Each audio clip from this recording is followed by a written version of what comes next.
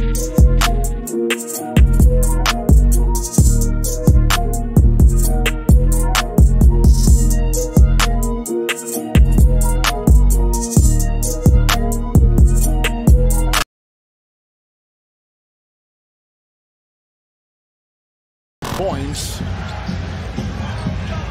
Leonard, long shot, got it. And there's no problem scoring. And what a plus if you're the Clippers and Coach Lue. So it looks like to me, an NBA GM, general manager of the NBA, is saying that the Warriors aren't in the same class as the Clippers. And, you know, I read this post. You can actually check it out on CBSSports.com. I read this post and I was, you know, kind of shocked by some of the things that were said in regards to how they're not in the same class with the Clippers. And then I started reading a little bit deeper and I really got more of an understanding where the general manager is coming from. And the way he speaks in regards to the Clippers, he talks about other topics as well.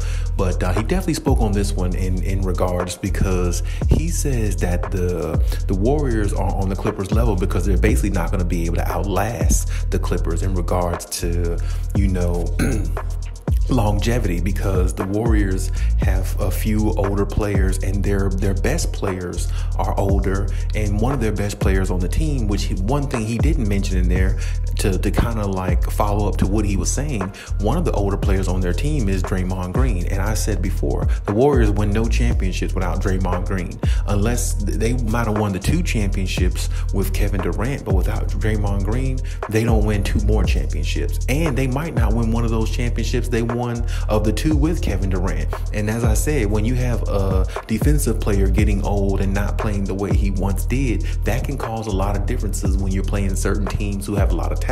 And the NBA general manager spoke on that by saying that, you know, the Warriors, you know, have talent on their team, but the Clippers have more. They're so loaded from top to bottom, they're not even in the same class. And he also went on to say that, you know, it's really the Clippers, you know, really just trying to make it through the regular season, because when playoff time comes, that's when they're really gonna, you know, unleash Kawhi and everything a lot more, because it's all about winning a championship. It's not about the regular season. And to kind of piggyback on that, I agree. It is about winning a championship. It's championship or bust for this team. That's no doubt about it. But at the same time, they have to go through the regular season and treat it as a regular season as well. You get paid for these games. You got to play these games. I understand load management is going to happen with the Clippers because they want to win championships. But at the same time, you get paid for these games. And as I said before, the only way you're going to build chemistry is to play games with one another. I mean, the continuity has to come a lot quicker. It can't be something that, you know, teams, you know, try to feel like they can figure out, you know, at the end of the season or when the playoffs get here. That's something that has to be now. If they don't do it now, they're never really going to prosper the way people think that they should. And that's my thing. If you're not going to, you know, exercise good habits, then it's not going to carry over when you go to the postseason. And that's my point with the Clippers. They have to find a way to make that carry over. They have to find a way to make it right. They have to find a way to make this whole situation gel. If they don't, then what this general manager speaking of is, you know, fraud. Because if the Clippers don't get the best out of their players, it doesn't matter how much talent they have. They can have all the talent in the world, but having all the talent in the world doesn't mean nothing if you don't win a championship. And the Warriors are getting older as a team. I think the Clippers are younger than the Warriors, and that's another thing that he kind of mentioned in his you know, statement and everything. But at the same time, even though the Warriors are getting older, that means they have a lot more experience, and it means they have a lot more continuity and chemistry, something that the Clippers, I feel like they don't really have just yet. So it's like, you have to play these games. You have to take the regular season serious enough to build the chemistry. You can't just, you know, overlook the regular season and go into the playoffs and think it's all just going to transpire the way it's supposed to. The Clippers should have known that from 2 years ago when they were down 0-2 in every series, fighting and clawing their way out of every series like they wasn't even the better team or the team that was supposed to be favored to win that series. So these are things they're going to have to fix. These are things that are going to have to be corrected. I don't expect it to happen right away, but at the same time, they definitely need more from, everybody collectively. And they need Kawhi Leonard to be playing, because honestly, if Kawhi really doesn't get a rhythm how he's supposed to, which I know he will if he comes back and play, if everything is really okay with his knee, which I believe that it is, the only way he's really going to catch his rhythm how he once was is to be out there playing, not out here sitting out games, playing on restricted minutes, and then you throw him in the playoffs. Or you throw him out there mid-season trying to have him play at mid-season form when he hasn't been playing that the whole time up until that point. So I hope that the Clippers understand they need everybody collectively. Ty Lue's going to have to get that bench a lot better. They have not been up to par how I thought they should be so far. But I mean, they still got time. And with time on their side, that's a good thing. So utilize your time wisely. Do everything you can to, make up for last year that you didn't accomplish anything because your superstars were missing. Try to find a way to keep everybody healthy as much as possible. But trying to keep everybody healthy could be tough, especially for, anytime it comes to athletes and sports. So you do your best as you can do that. But at the same time, it still doesn't disregard the Clippers should still be even a really good to great team even if Kawhi or PG doesn't play. As long as you have one of them on the floor at all times, your team is still good enough to be the second or third seed in the West. It still is, because you got a bench that most teams would die to have. Honestly, if, as I said in my previous video, if, Greg Popovich or another coach in the league, top coach in the league, had a team like the Clippers at their disposal, there's no way they're 4-4. There's no way they're 4-4 with a coach of that caliber. And this is the reason why I said Ty Lue's going to have to step his game up a lot and really, transition his thought process to, give this team a lift so he can get all the necessary,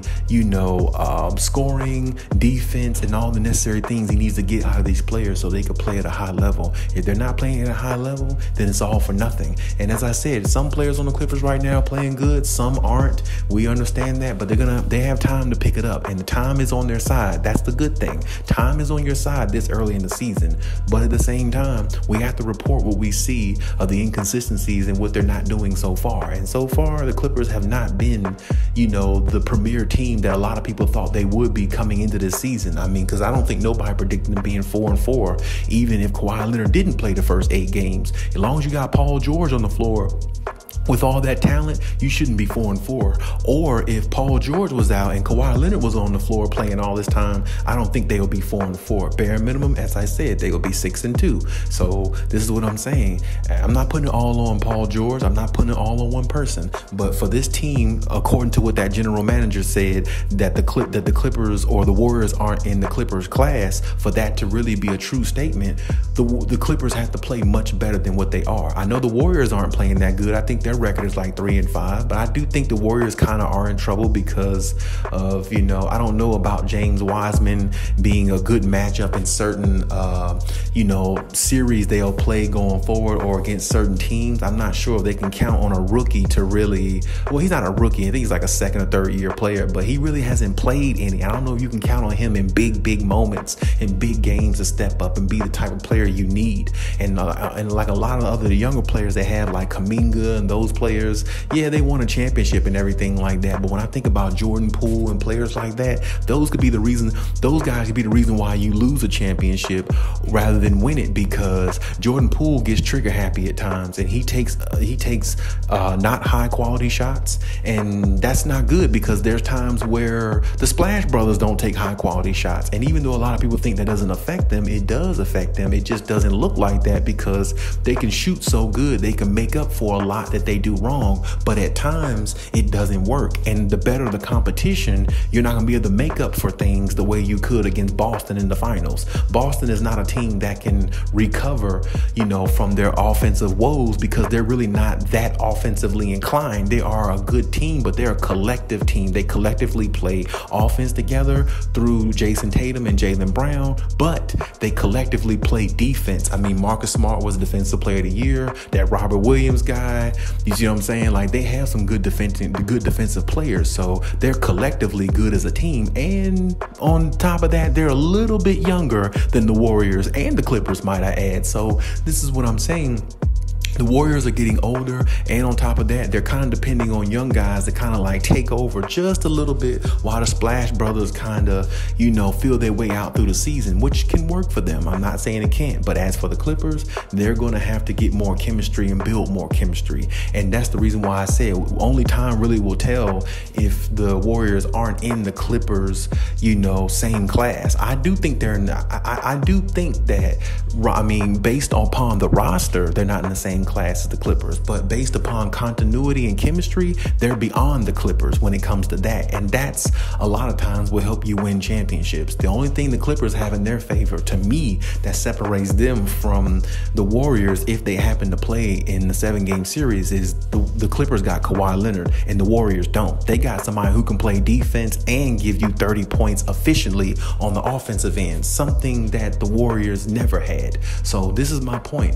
You know, that can be the common denominator. I hope we get to see the 7-game series against these two teams to see who really, you know, can take the West. I do believe this is going to be the conference championship, Western Conference championship finals, Western Conference, playoff round. So we'll see if that actually comes to fruition or not, but I really think it will. And ultimately, if I had to choose, of course, you know, I'm going with the Clips and Kawhi Leonard because I think ultimately that's just going to be too much for them. I don't know who the hell can stop Kawhi Leonard. When Paul George is hot, I don't know who can stop him. I've seen Stephen Curry stop himself. And Klay Thompson, like I said, I really like Klay, but at the same time, I haven't seen the Klay Thompson I used to see 2-3 years ago. So if that's going to be the case, then it might not be, you know, a situation where the Clippers are even threatened by the Warriors, because if they get a half-assed Klay Thompson and Stephen Curry shows up 2 to 3 games only out of a 7-game series, the Clippers are going on to the finals. And that's just the way I see it. But at the same time, we'll see what happens and we'll see how that pans out. We'll see who stays the healthiest, who gains chemistry, and who goes the furthest when it comes time for the playoffs. But hey, that's my take on everything. Leave any comments in the comment section. Check my other videos if you haven't. And hey, till next time.